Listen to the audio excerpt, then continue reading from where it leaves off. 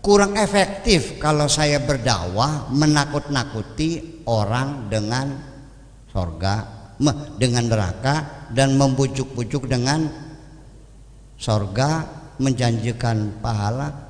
Percuma. Saya yakin orang ini semua sudah paham haram dan halal, betul nggak? Mencuri, ngerti nggak haram? Tapi kenapa ada orang masih mencuri juga? Melacur haram nggak? Kursi cangkingan masih laris baik. Jadi orang yang melacur juga sadar itu haram. Orang yang mencuri juga sadar itu haram. Orang yang korupsi sadar itu haram. Orangnya pinter nggak? Nggak mungkin bang goblok bang apa sih korupsi? Dia sadar. Nah, yang jadi pertanyaan, apakah mungkin orang ini tidak percaya hari kiamat? Mungkin. Atau orang ini tidak takut tidak takut neraka? Mungkin. Jadi saya bercerita neraka ini sudah nggak ada gunanya. Diceritakan neraka dunia saja nggak takut kok. Ancaman dari Allah, barang siapa yang masih suka jajan sekarang, Allah sebarkan penyakit AIDS. Apa yang terjadi? Sebelum AIDS dulu ada namanya sepilis. Dikasih hukuman di dunia dengan penderitaan yang menyakitkan badannya. Sepi sebentar, begitu obatnya ketemu pensilin, ramai lagi. Dikasih penyakit lagi namanya gonore, kencing nanah. Sepi sebentar, setelah ketemu obatnya ramai lagi. Setelah itu apa? Vietnam Rose. Ya, sepi sebentar, ketemu obatnya ramai lagi. Dan sekarang penyakit AIDS. Agak sepi sekarang nih, pada orang pada ketakutan, dan saya doakan mudah-mudahan obatnya jangan ketemu dulu. Nanti ketemunya 50 tahun lagi, kira-kira sepi dulu. Nah, kalau ketemu ramai lagi kok. Nah ini artinya gambar orang yang menderita penyakit AIDS dipasang di puskesmas, di balai desa, di pasar, di kantor. Ternyata nggak takut kok, masih melacur juga. Kenapa? Nah ini yang jadi persoalan. Jadi artinya ini sama saja kita ngomong kepada orang-orang yang tidak punya otak, orang-orang yang lagi linglung. Itu persoalannya. Nah saya ingin memberikan contoh supaya bisa paham. Kenapa orang tidak takut neraka? Kenapa orang? Soalnya dia bukan tidak paham, tapi dia tidak sadar. Wong bakal linglung, diomongi manjing blim. Apa? Anu belamuk dah ya wes. Dah sewen wes. Ki ceritanya makanan si jineng dina ada orang mau belanja ke pasar, warungan kecil jual sabrang, bawang, terasi, gesek itu tuh ya, gula, warung kecil namanya Gerabadan. Dia biasa belanja itu 5.000 bawa keranjang tuh. Nah ya semeja lah. Rupanya harga barang semakin meningkat, jadi belanja 5.000 tidak mencukupi. Si suami bilang sama istrinya, "Ma, ini harga barang naik semua. Kalau belanja 5.000 kita nggak dapat barang apa-apa. Paling sabrang ceplik paling ya segegem dapatnya. Semuanya naik. Jadi gimana? 10.000." Istrinya nggak setuju. Pokoknya kamu belanja 5.000, cukup nggak cukup harus cukup. Udah nggak perlu lagi. Bertengkar, akhirnya rebutan uang 10.000 itu gado-godo akhirnya sobek jadi 2 berabat. Kata suaminya, silakan dibelanjakan kalau laku. Laku kok ini kan uang kan 10.000, kalau disobek kan berarti 5.000 harganya kan. Nah sampai akhirnya si istri ngalah, ya udahnya ditambal dulu. Begitu berangkat dari rumah, dia beli rokok Sriwedari. Masih ada nggak Sriwedari? Masih. Sriwedari itu di bawahnya gudang garam ya. Beli 2 batang, yang satu dinyalakan, yang satu dipasang di kuping. Selesai itu dia naik sepeda bawa ke rumah. Tiba-tiba dari belakang disamber sama bus, terpelanting dan kepalanya menumpuk batu DMJ, blek, jatuh pingsan. Dibawa ke rumah sakit, 1 minggu tidak sadar diri, koma 1 minggu, otaknya kena. Diobati oleh dokter, diperiksa, dioperasi otaknya. Setelah 1 bulan kemudian tersadar, melek. Pertanyaan saya, istri yang nungguin lihat suaminya bisa melek, seneng nggak bu? Alhamdulillah masih urip maning. Kang sehat, nggak jawab. Gimana? Nggak jawabnya, melek aja, belum melek. Berarti belum sadar kan? Oke. Dia obati lagi, akhirnya bisa duduk. Seneng gak istrinya? Saya siapa? Nggak tahu. Sadar belum? Diobati lagi, dibujuk, dijaharnya. Oh, kamu istriku? Iya. Alhamdulillah. Sadar belum? Ya, udah. Tahu nggak ini apa? Nggak tahu. Sudah berapa lama kamu di sini? Nggak tahu. Sebabnya apa? Nggak tahu. Sudah sadar belum? Oke. Dia obati lagi sampai bisa makan sendiri, bisa buang air, bisa cebok sendiri. Siapa ini? Istriku. Ingat gak dulu rebutan uang? Iya ingat. Terus kamu mampir kemana? Ke warung. Beli apa? Beli rokok. Berapa? 2. Terus yang satu dinyalakan, yang satu kuping. Terus berangkat. Terus lupa. Sudah sadar belum tuh? Belum tentu. Nah, setelah tahu itu ceritanya dan istrinya juga saya kenal, anak berapa dia masih ingat, ya udah kata dokter, Pak, ini kamu sudah sehat, silakan pulang. Ambulans sudah disiapkan dan semua kwitansi dibayar oleh perusahaan bus, dibayar semuanya. Silakan pulang. Begitu suruh pulang, bilangnya apa? Nggak mau. Kenapa? Enak di sini. Sudah sadar belum? Istri tahu. Ceritanya rebutan duit 10.000 tahu. Ingat. Beli rokok Sriwedari, ingat. Bisa cebok, bisa makan. Sudah sadar belum? Ketika suruh pulang nggak mau, enak di sini katanya. Sudah sadar belum? Nah, jadi sekarang saya ingin mengatakan, sekalipun ibu bisa ngitung duit, sekalipun bisa masak yang enak-enak, sekalipun bisa usaha bisnis, tapi ketika dikasih tahu siap-siap pulang dan enggak mau, berarti masih belum sadar.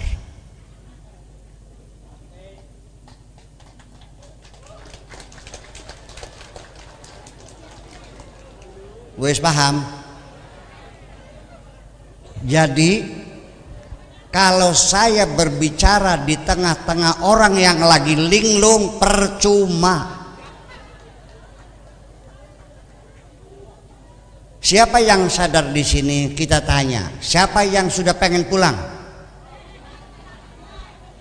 Oke. Kalau pengen pulang belum? Yang siap saja. Siapa yang siap pulang? Nggak ada juga. Nah, itulah satu ciri khas bahwa orang itu kalau sudah kesadarannya datang, pasti dia merindukan, ingin pulang. Ini kata kuncinya. Jadi sekalipun tiap hari baca Quran, tiap hari sembahyang, tapi ditawari pulang tak mau, wah masih linglung begitu.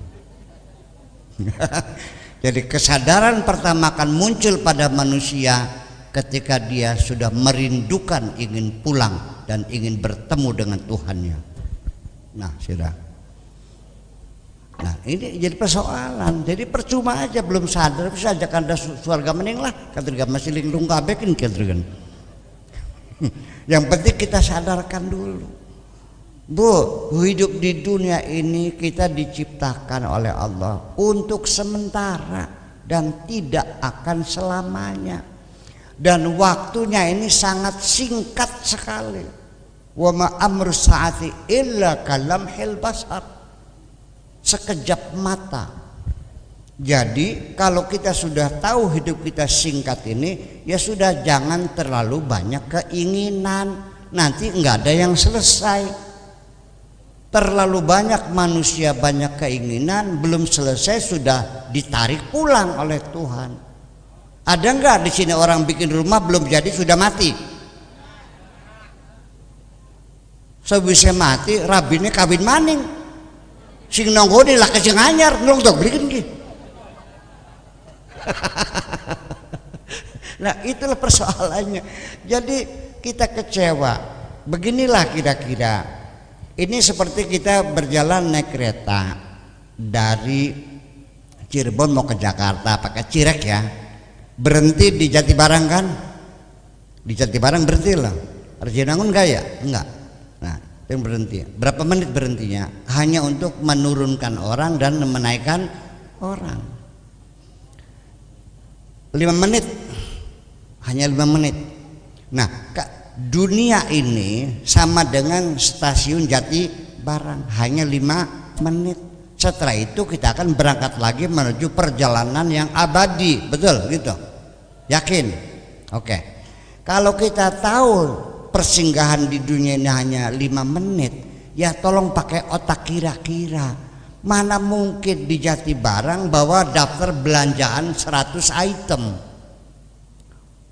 1 beli mebel, 2 beli kulkas, 3 beli TV, 5 beli radio, beli sepatu, wong edan sirema. Beli rokok aja belum sempat susuknya kembali sudah pripit, just. Iya kan? Beli rokok saja nggak sempat. Ini di dunia sangat singkat sekali. Iya. Sampai nanti di akhirat, kam labithum fil ardi adada sinina. Berapa lama kamu tinggal di dunia? Qaulu yauman au ba'da yaum. Nanti kita akan mengatakan berapa lama kamu tinggal di dunia? Ya kira-kira 1 hari setengah lah. Bayangkan betapa singkatnya umur kita. Saya umur 72 tahun sekarang. Nanti kalau ditanya berapa lama kau hai Syekh Abdul Syakur Yasin, fa aqulu lahu yauman aw ba'da yaum. Setengah hari lah di sini.